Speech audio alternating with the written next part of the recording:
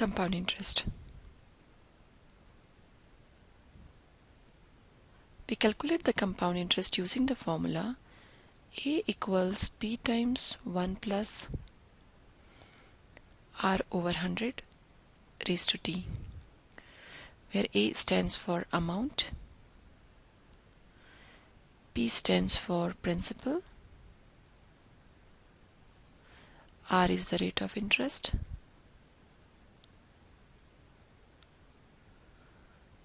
T is the time in years.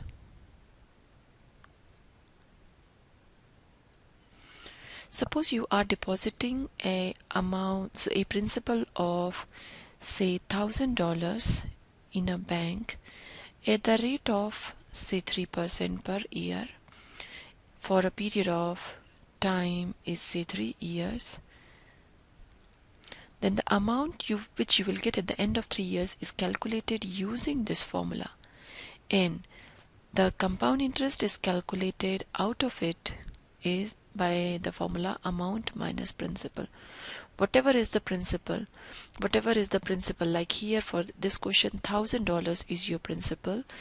$2,000 bonus will be added, or whatever is added, it is the compound interest, and amount is the money which you will get at the end of the year. So this compound interest or the simple interest is nothing but it acts like a bonus to the sum of money which you are depositing with the bank or investing somewhere, and we calculate the amount using this formula.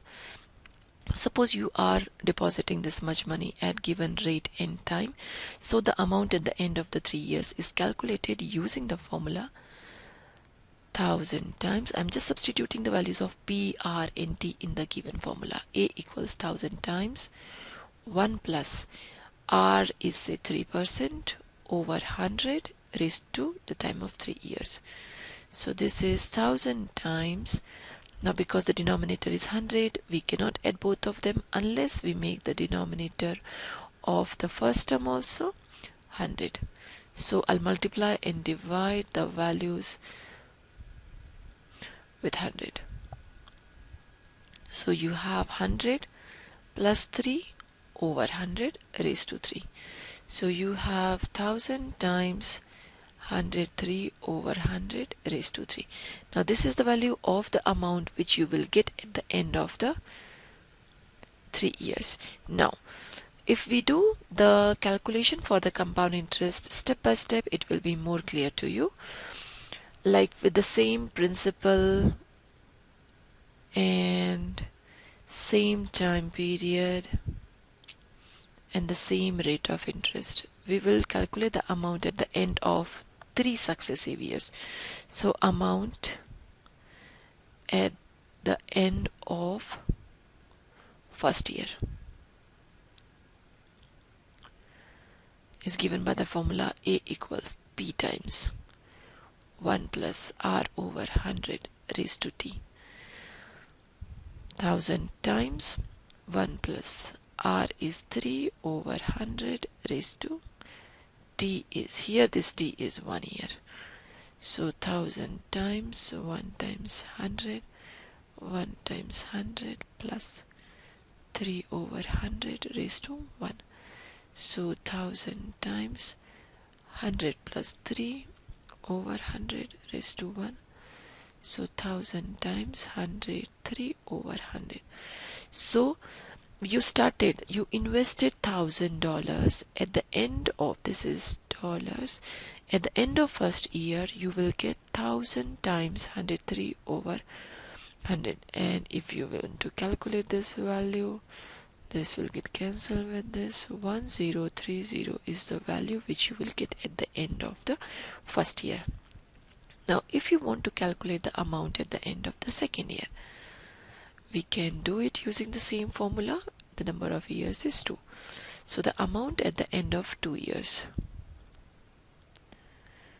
amount at end of say 2 years, again using the same formula, P times 1 plus R over 100, time is 2 years. So 1000 times 1 plus 1 plus 3 over 100, just now we have seen that that value is 103 over 100 raised to 2. Now this value can also be written as 103 over 100, again 103 over 100. Now what is the difference between them? Initially, at the end of first year, this is your amount. At the end of the second year, to this value, again you are multiplying 103 by 100. So by our induction method for the end of the 3 years, it should be 103,000 times 103 by 100, 103 by 100 times 103 by 100. Let's see if it works out. So the amount at end of say 3 years, again it is given by the formula 1000 times 1 plus 3 over 100 raised to 3. As we have already seen, this value is 103 over 100 raised to 3. So it is nothing but 1000 times 103 over 100 square. This was the amount at the end of the second year times 103 over 100. So we can say that whatever is the value at the end of the first year, or the amount at the end of first year or each year, becomes principal or acts as a principal for the second or coming year.